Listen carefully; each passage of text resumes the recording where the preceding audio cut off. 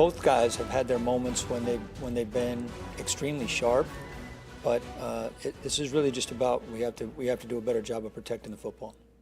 That's an understatement, and that is Dirk Cutter talking about the latest quarterback switch for the Bucs. Jameis Winston out after 4 interceptions against Cincinnati.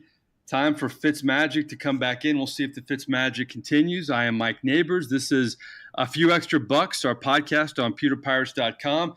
We'd like to thank our title sponsors, House of Brews in Lutz, Florida, on the corner of Northdale Mabry and Van Dyke. And, of course, Sea Dog Brewing Company, great locations in Clearwater and in Treasure Island on the beach. Great brews, great food, great service. I was there the other night. Really, it's not your average everyday bar. It really isn't. I mean, really good menu, good time to spend with your wife, your date, buddies, all across the board. Let's bring in my partners, Buccaneer Insider Roy Cummings, and our producer, the voice of reason, Justin Thomas. Boy, you can throw out a million stats that aren't good to Jameis Winston. Does anything stick out for you, Justin, right now? I'm all aboard the Fitz Magic hype train. Okay. We'll see how long it lasts. All right.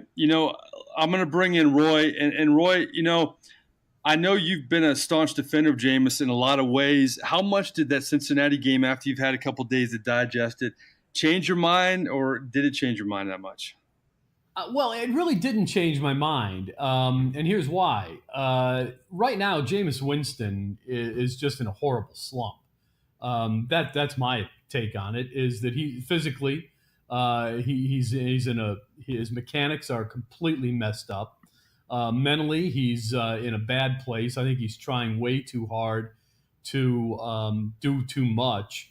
And you know what, guys? I think it all stems from what Ryan Fitzpatrick did those first 3 games. I think Jameis Winston saw that Ryan Fitzpatrick was playing at an exceptional level and felt like when he came back, I got to do the same thing. I got to play just as well as he did. Part of that's, just the competitiveness in him. But the other part, I think, is just him, feeling some pressure and thinking that if I don't do this, if I don't play this well, they may, fans may want Fitzpatrick back. They may want the team may want Fitzpatrick back. I've got to earn my spot here, and I think that's kind of messed him up mentally a little bit. And when you watch him physically, as I said, the mechanics are all messed up right now. His feet are off, his arm angles are off. Where his head is wrong, and I mean that physically, not from a mental standpoint necessarily. Although it's that's messed up too. And that's the problem, and that's why I'm not giving up on him just yet. I think there's plenty of good football left in Jameis Winston.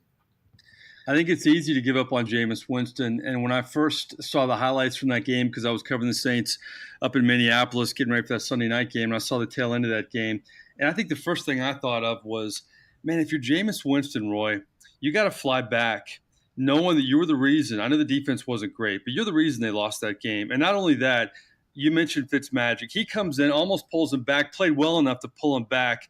That's got to be a weird plane ride home.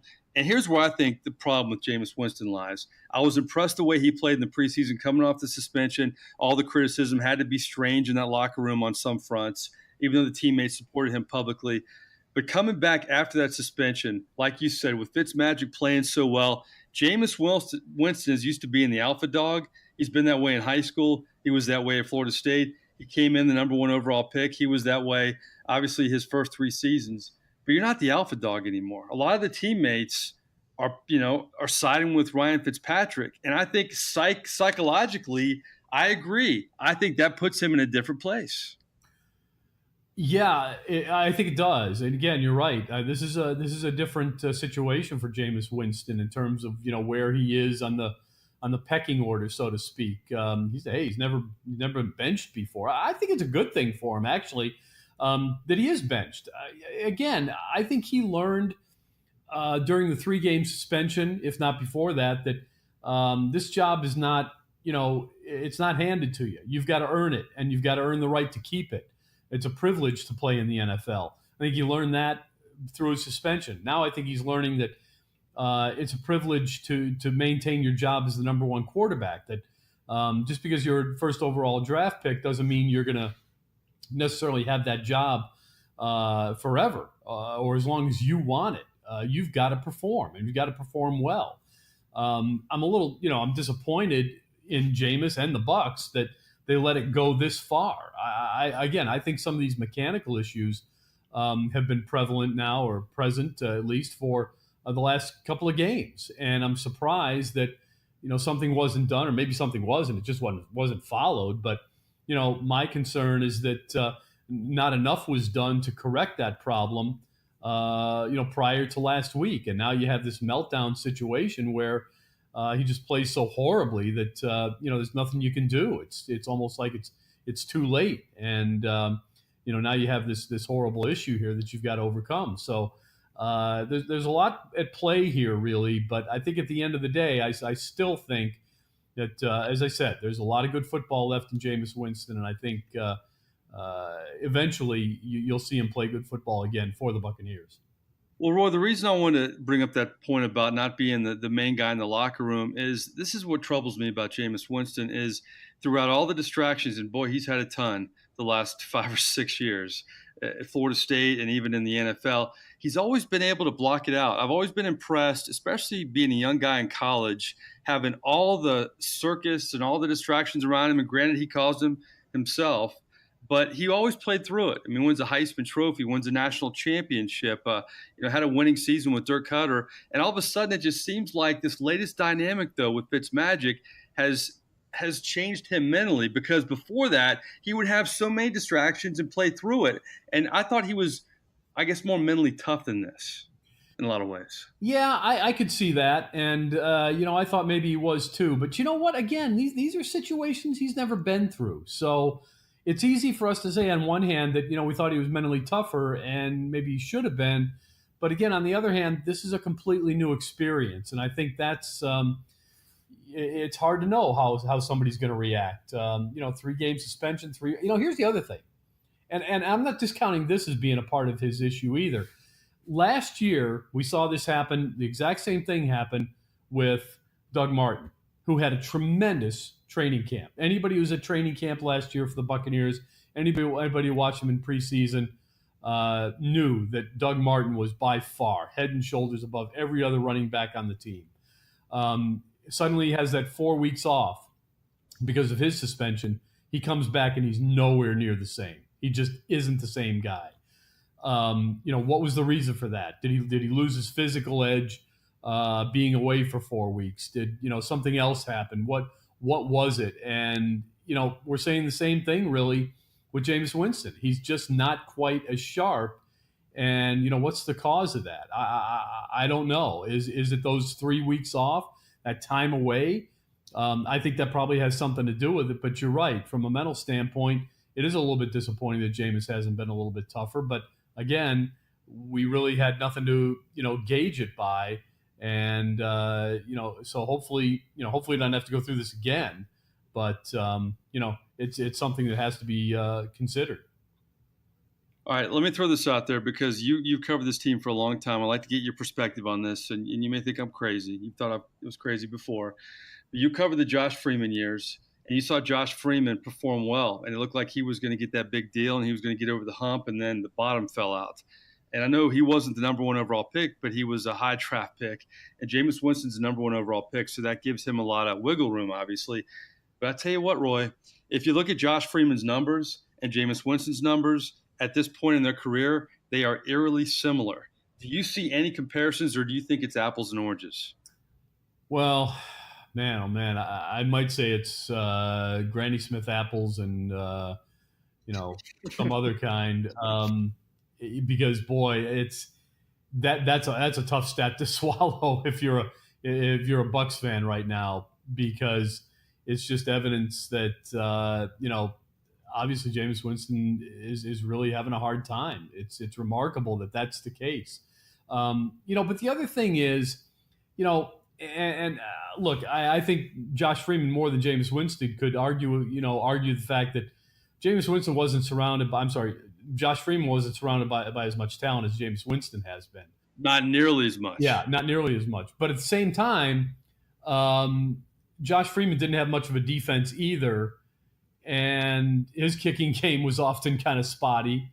And this is, the same has happened with Jameis Winston. And I think they both were guilty of trying to do too much as quarterbacks when the opportunity, when they were in a situation, where they're behind. And I think that's a big part of Jameis Winston's problems is he constantly tries to do too much. I think that was evident the other day, and I think it's been evident consistently throughout his career is that he's a guy who tries to do too much. And Josh Freeman was kind of the same way. Felt like it was all on his shoulders. And when you feel that way, you tend to take chances you shouldn't take.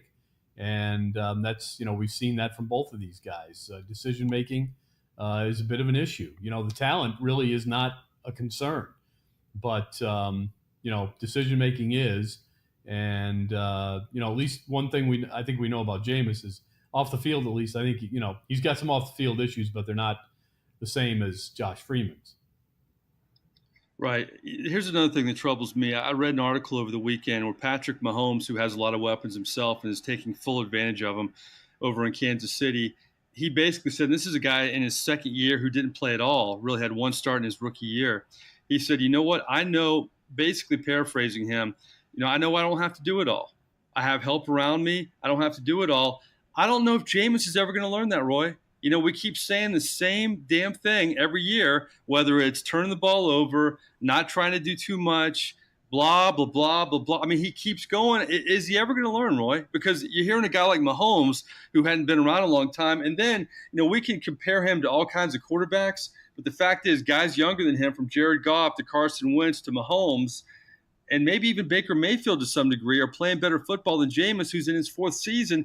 I think that's troubling if you're the Bucs brass right now. It is troubling. And, I think if we go back and if we listen to a podcast from week 4, when Jameis came back, I'm pretty sure you would have heard me say that I hope one thing that Jameis Winston learned while he was away was how to just take what the defense gives you from watching Ryan Fitzpatrick. Something he should have learned from Ryan Fitzpatrick is just take what the defense gives you. Don't try to do too much. And it's evident now that he did not learn that because he's still trying to do too much. But that, to me, is one of the keys to Ryan Fitzpatrick's success is he's basically doing or taking what the defense gives him.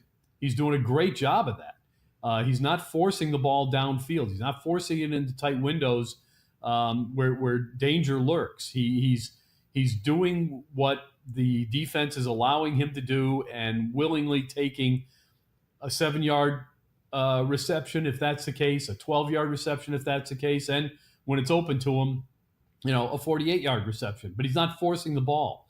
And I think that's a big thing that Jameis Winston has to still learn. To me, that's the key to him getting out of this slump and becoming the quarterback that he has to be. He's always going to be a risk taker. He is. That's in him. He's always going to run around and turn dead plays into plays that everybody raves about. That's part of who he is. You don't really want to lose that, but he's got to remember that 89-90% of the time, he's got to take what the defense gives him and not force situations, not force the ball, not try to get 9 yards when 7 will do. That's his problem right now, and he could, by watching Ryan Fitzpatrick, he can learn a little bit more about how to do that. Well, speaking of Ryan Fitzpatrick, he's the guy now, and this decision looks like it's not set in stone. Here's what Dirk Cutter had to say about what's going to happen in terms of his quarterbacks moving forward. Well, it's just for right now. Right now, I mean, the most important thing we got is this week. So, we'll just have to see how things go. I mean, I don't like switching quarterbacks. That's not it's not in my makeup to switch quarterbacks, but we just feel like we got to make the switch at this time. And then Cutter went on to talk about Ryan Fitzpatrick. Of course, he lit it up the first 2 games and had a kind of an up and down game against Pittsburgh Steelers. Came back week 4 against Chicago Bears, and Fitz Magic went away. Here's what Dirk Cutter likes about Ryan Fitzpatrick and a big reason why he's going to start this Sunday. He's done a really good job of putting the ball in the right spot, and we do have explosive players. He has said himself that in all his time playing, he's never been on a team that has this many guys that can make plays for him. and he's just done a good job of putting the ball in the right spot. So Ryan Fitzpatrick moving forward, it's going to be interesting. I mean, this Bucs team is not out of the playoff picture despite all the noise surrounding this franchise. Roy, what do you see from FitzMagic? It's kind of hard to predict, isn't it? Yeah, it is. But I don't know. I mean, gosh, I think Ryan Fitzpatrick knows, what has to be done. I think he's a smarter quarterback now. I think he learned from some of his really down seasons with the Jets, and I think he's figured out that the best thing for me to do is, just go out and put the ball in the right spot. All he's got to do, and this is another thing that Jameis Winston I think is, sort of forgotten, is just put the ball in the hands of the playmakers. That's all you got. Just get it to them. You don't have to, and there's so many of them out there that you've got your choice. If you go through your progressions and find the guy who's open, somebody's going to be open in this offense. I mean, it's just, that's the way this offense is. There's so many weapons that somebody's going to get themselves open because somebody's going to draw a double team. Two guys may draw a double team. Who knows? So, with all the targets that are going out on passes, you're more than likely to have somebody, if not two guys, open. So just hit the right guy. Just go through your progressions, hit the right guy, and be ready to make that throw, no matter who it is. And I think that's something that Ryan Fitzpatrick has learned. And it would just be nice to see if Jameis Winston could learn it in a hurry, because I think it's what he needs to kind of save his career right now. All right, Ryan Fitzpatrick is a team guy, but he's got to be happy getting this opportunity once again. But I think the guy who may be even happier than Ryan Fitzpatrick is DeSean Jackson, who apparently has made all this noise about wanting to get traded. The trade deadline has come, and it has gone. And DeSean Jackson is still a member of this football team. What do you make of all this hubbub with DeSean Jackson? I don't think there's any question that he asked for a trade. I think he asked for a trade because Jameis Winston was the quarterback, and he wasn't getting the ball as often. A lot of people, I think, want to believe that this is a result of Jameis Winston not having the same kind of chemistry with DeSean Jackson that Ryan Fitzpatrick has. There may be something to that, but I don't think that's the real reason here. I think the real reason is that DeSean Jackson knows he's number two, and a distant number two in terms of who Jameis Winston wants to throw the ball to. Jameis Winston wants to throw the ball to Mike Evans. That is his best connection. And that's what he's looking to do. I think DeSean Jackson knows it. He realizes that he's never going to be the top target when Jameis Winston's in the game, and I think that upset him. And he figures, hey, I'm a number one. If you don't want to treat me like a number one, move me on, because I don't want to be a part of this. Well, DeSean Jackson is going to, probably get a lot more attention as long as Ryan Fitzpatrick's in there. But overall, in the trade deadline, I'm never too hard on general managers in this circumstance, because you never know what the other side is offering. You don't know what's out there. I mean, people were all over Jason Light for not making moves, and then all of a sudden he picks up JPP in the offseason, and then he's a genius again. He's a genius in the draft, and all of a sudden people are like, no, it should have been Derwin James instead of Vita Vea. I get all the crazy fans out there. I get all that. But would you have liked to see the Bucs pick up, something, especially on the defensive side of the ball? I think, the offensively, obviously they have a lot going for them, but defensively, Clinton Nix was picked up for a mid-round pick. I mean, the Saints get Eli Apple for a not a bad draft pick to give up. Would you have liked to have seen Jason Light do a little more? Yeah, no question. And the names you just mentioned, Clinton Dix, a safety that the Packers let go for seemingly affordable amount. Eli Apple, a young cornerback who could help this team, I think. The whole Patrick Peterson thing has been out there. Look, you're right. What we don't know is it very well could be. Let's take Clinton Dix, okay, just for an example.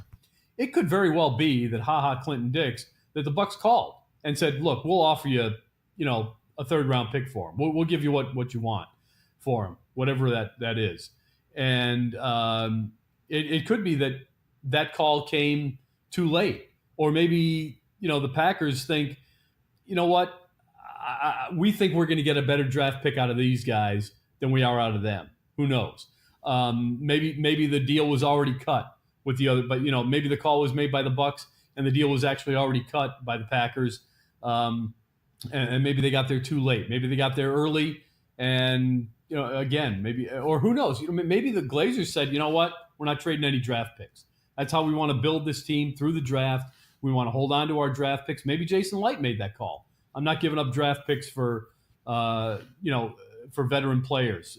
The other concern, or the other thing they could have been thinking about, and this has to factor into it, is what are you bringing into the locker room? How does that player, fit? Is he going to be a good fit with everybody else? I'm not doubting that Clinton Dix or Eli Apple or anybody else would have been a good fit, but the Bucs know these players better than we do. They've interviewed them. That's one of the reasons you go through all the interviews and some of the processes you go through leading up to the draft, is because you want to get to know somebody. There could be something about their play that the scouts don't like. There could be a dozen or more valid, good reasons why the Bucs didn't make some of the deals that fans are going to be screaming about that they should have made. What we don't know is what that real reason was. If the Bucs want to tell us, that'd be great. We'd all know. But bottom line is, they're standing pat. And again, maybe they feel that they're going to have, they want to build through the draft. I mean, that makes all kinds of sense. Sometimes trades and free agency doesn't really get you what you're looking for. So it can be, it can be a little bit dicey. It seems to make sense on paper, but in reality, it doesn't always make sense. Well, I think this defense needs a lot of help, and there were guys out there in the secondary. I don't know the whole dynamic, so I try to give these GMs the benefit of the doubt. But the Saints pick up Eli Apple, and he leads the team in tackles first game in, and he made an immediate impact in a lot of ways. So I don't know what happened there. Let me go to Jameis before we get to our 3 and out, and we'll have fun with that. It'll be the Halloween edition, Roy. I know you and Justin look forward to that. But Jameis Winston, he has a big bonus coming up, but it'll all go away if he doesn't get hurt. Now, years ago, Robert Griffin III, they kind of kept him on the sidelines because they didn't want him to get hurt. They didn't want to pay him. If you're Jason Light, does that factor in at all? Because, I don't know. I mean, to me, I want to renegotiate with Jameis, obviously, in the offseason. I don't want to pay him that money. I mean, can you imagine if he would have tore his ACL against Cincinnati after throwing all those picks? The outcry? I mean, it's tough on these on the GM right now, Jason Light. Yeah, it's a tough call, but I don't think look, a lot of people are making a lot of noise about, fear of injury, and that's why Jameis Winston won't play again this year, because they don't want to be on the hook for the guarantee on the $21 million if he gets injured. I don't think that has anything to do with it. It's way too soon in the season to be worried about the effect of an injury this year on next year. You've got to worry about what's happening this week and then the week after and the week after. You don't start shutting players down for a season out of fear that they may hurt themselves more or hurt themselves initially, or that you'll have to pay them a guarantee on an injury guarantee or anything like that until the last 2-3 weeks of the season, when you know darn well you're out of it. I don't think that's factoring into it right now. Look, this decision with Jameis Winston was based on the basic, simple facts that Jameis Winston is playing some of the worst football of his career at a time when he should be playing some of the best, and that they've got a quarterback who has some magic in his arm right now. And if you're going to save this season, you better ride that magic and find out what you got there. Well, here's what Dirk Cutter said about Jameis Winston's future on this football team. So Jameis is a pro, and he will continue to work on his craft. That's all he can do. I mean, very rarely is switching quarterbacks forever. I mean, in this league, it's just look around the league. It's very rarely forever, and Jameis, I'm sure, will get another chance at some point, and when he does, he just has to do a better job of taking care of the football. No guarantees from Dirk Cutter. Let me throw this theory out there, Roy, and you just I think you'll disagree with this, but I've heard this too. What if Ryan Fitzpatrick doesn't play well, and instead of Jameis, you put Ryan Griffin in there just to see what he has? I wouldn't have a problem with it. I think I wouldn't either. Well, but the reason I wouldn't have a problem with it, it depends on where you are in the season, really. Yeah. If the season is lost, then I definitely don't have a problem with it. I think you need to find out.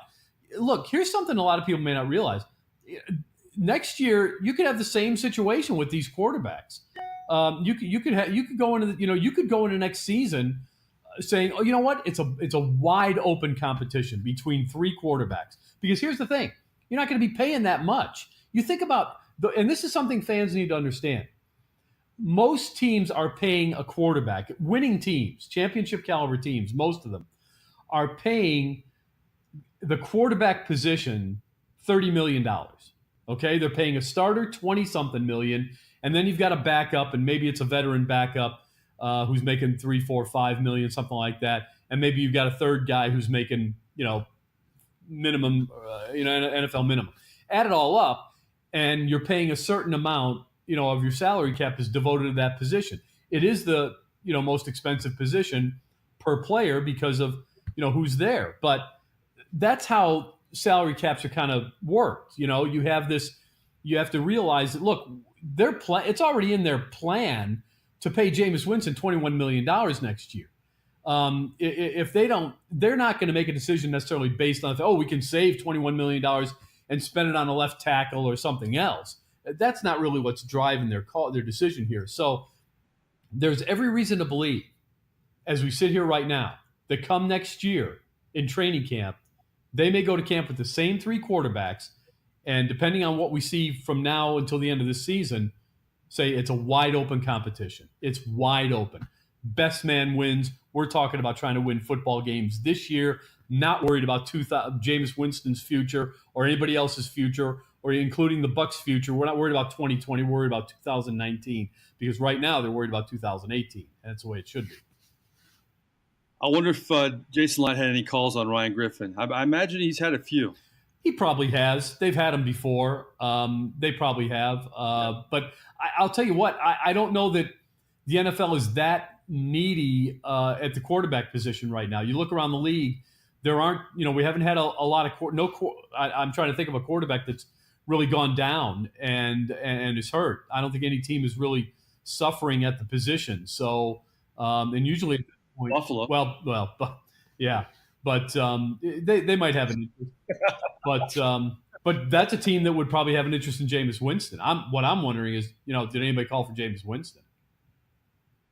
Yeah.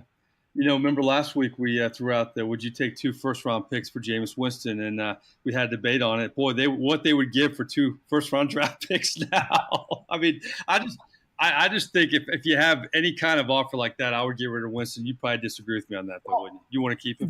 Yeah, I do. But the only reason I do is because, look, let's say you make that deal. Who's your quarterback next year? I don't know. I mean, you and I think, differ on this, that I just don't have any faith that he's going to change. Now, I like the fact that he's a riverboat gambler and all that stuff, but boy, you got to have the balance there. And I just feel like that guy has been given every shot in the world.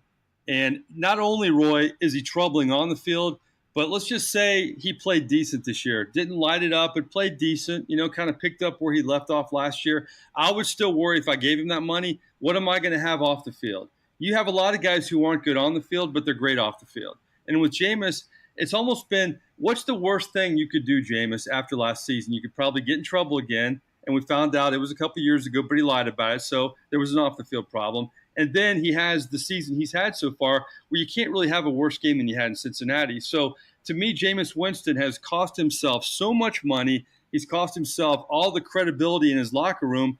And if I'm the general manager, boy, I worry about that injury in the back of my mind. I know you can't play like that, but I can't put my future on this guy. If I'm a general manager or head coach, I just can't. That's how I feel. I see your point, and I'll say this.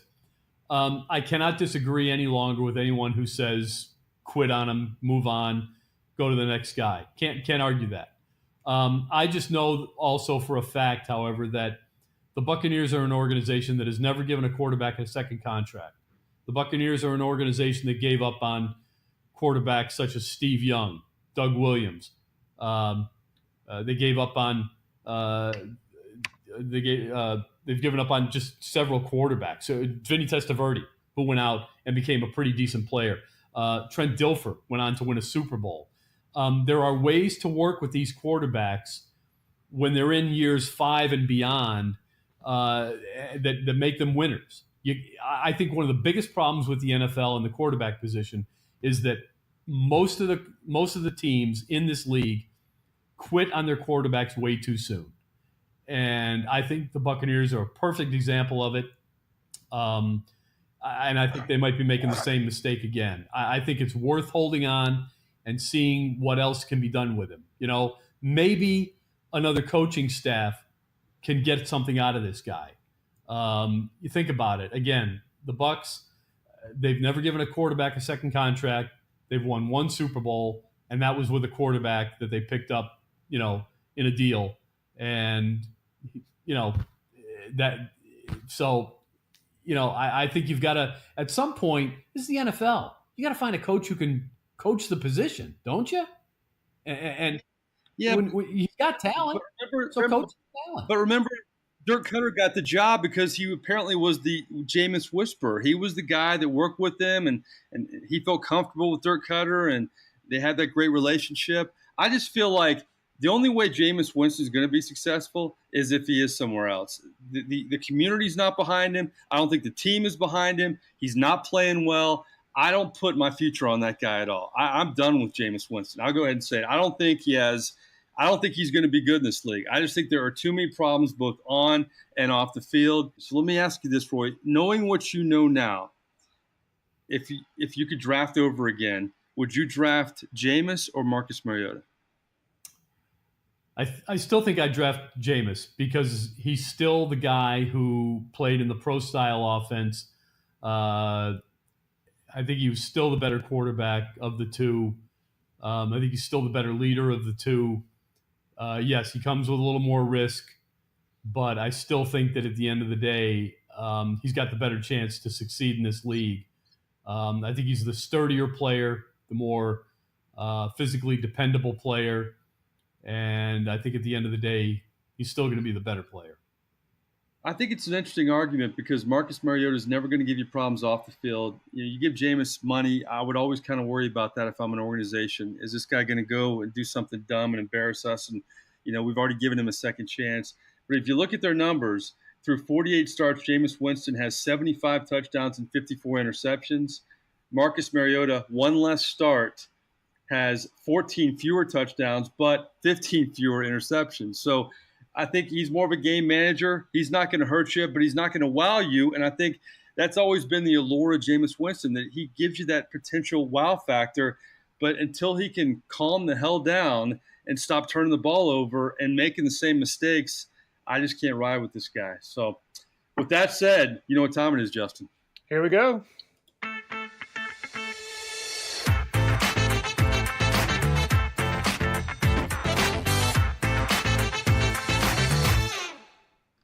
As much as I love that music, we should have had a little Monster Mash or something. Maybe we had a copyright issue with that. I don't know. The Halloween version of the 3 and Out. I don't know about you guys. I love friggin' Halloween, man. The thing I love about Halloween is it's easy. You don't have to wrap presents, and I'm not trying to be a Grinch or anything. You throw a costume on, you get candy, man. It's beautiful. It's beautiful. It's the best. I don't know. Maybe it's just me. Good deal, man. All right, our first one.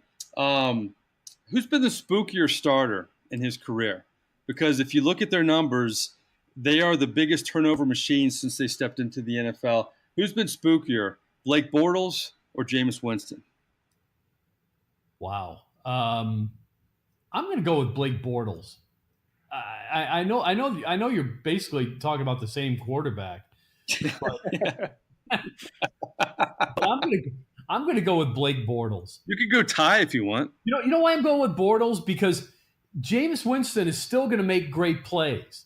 Jameis Winston's going to make a dozen, as you said, wow factor plays, and then he's going to have 2 plays that make you beat your head against the wall. But I'll take those dozen wow factor plays. There's something special now. So I kind of like that. So I think the scarier player is actually Blake Bortles because he doesn't give you the thrill of the big play. What about you, Justin? I'm leaning more towards Jameis, only because he was the number 1 overall pick. I think people thought he would. Yes, he came with some of the turnover prone that he had in college, but that he would fix that, adjust. I don't know. I think Bortles is still starting and Jameis isn't, so You got a point there. I'm going to go with Jameis. I'm going to go with Jameis's worst because here's my thing. I agree with you, Roy. The wow factor is there, but it's been even more of a wow factor with wow. I can't believe you threw 4 turnovers against the Bengals and the way you threw them, and with everything you've been saying the last couple of months. I hate to do it off one game, but we've seen too many games similar to that. And Blake Bortles, to me, is one of those guys. Boy, well, if he's got a healthy running back, he's a different guy. I mean, with Leonard Fournette in there, he was a different quarterback last year. So I would make sure if Blake Bortles has to be my guy, I would have a lot of healthy running backs on my team because, boy, he is a different quarterback with that whole dynamic. All right, keeping with the Halloween theme, our second question, our 3 and out, 3 questions, and we're out of here. If you could dress up and it's kind of a Halloween thing, but if you could dress as any NFL player and play to their capabilities on a Sunday, or it could be a Monday or Thursday for one game. If you could be one player, dress up like one player and be that player for one game active in the NFL right now, who would it be? Tom Brady. I mean, he's the best, right? Yeah. He's the best. Yeah. And when the game's over, hey, going home. So not a bad welcoming party, is it? So I want to be Tom Brady. He's protected well. He's smart as heck. Got a great coach behind him. I'll take Tom Brady. Justin. Well, I had someone, but then Roy made me think about the fact of going home with a win. But my person I was thinking of would be Odell Beckham Jr. I just think the amount of talent he has is insane, and to be able to play and know what it feels like to have that kind of talent would be really interesting. So I'm going to stick with someone like him. I'd like to see you with Odell Beckham's hair. When Roy first said going home, I thought he was going the Giselle route, but I guess I just said the game, and that was it. I was going to go all wild card you guys and say Taysom Hill with the Saints because that guy, to me, every week, that's a good one, yeah. It's something different. I mean, that guy, to me, is what Tim Tebow maybe could have been. He's a better athlete than Tebow, but he's returned kicks. He's made special teams tackles. He's thrown the ball. He's caught the ball. He's ran with the football. I asked him if he could kick. He said he actually kicked a 47-yarder in high school, so they may have him do that before the season's out. But you know what? Watching Patrick Mahomes, man, I like to be Patrick Mahomes for one game. And that offense, as much fun as they're having, and Tom Brady, you can't really beat that, Roy. So I think you had the best answer. But I'm going to say Taysom Hill because that's a little different. Taysom Hill's my answer, but it's hard to argue with Tom Brady. Pick for right now, the way things are going, man. Yeah, his numbers are crazy. All right, here we go. Last question, our 3 and out. I don't know if you guys love Halloween as much as I do. Maybe not. But in your lifetime, Roy Cummings and Justin Thomas, what was your best Halloween costume? Best. Yeah, probably a hobo, I guess. But when I was a kid, my mom used to dress us up in some old beat up clothes and stuff like that, and did the makeup and everything, and she nailed it pretty good. So that was probably the best I ever did because it wasn't one of those costumes, that you bought at the store, for $3 or whatever. Right. It was like a real costume, kind of, sort of made from scratch with special effects, so to speak. Nice. Justin, what you got? I think the best costume, or at least the one that I most enjoyed a night out of Halloween, was when I dressed up as Indiana Jones. There you go, Harrison Ford again. Yep. Exactly. Yeah. Well, when I was in college, I'm not the tallest guy in the world. My roommate was like 6'4", and we were Bartles and James. Remember Bartles and James? Yeah, sure. Yeah. You had Ed, who never said anything, and then you had the short, chubby guy. Yeah. We got some suspenders, and all we had to do was, kind of wear the clothes and hold Bartles and James, and it was a good night, man. Yeah, that's a good call, man. So there you go. Well, listen, I guess we'll get predictions next podcast, but that was mostly Jameis Fitzpatrick domination, but that's what everybody's talking about. We also touched on the deadline. So good stuff out of you guys. I appreciate it.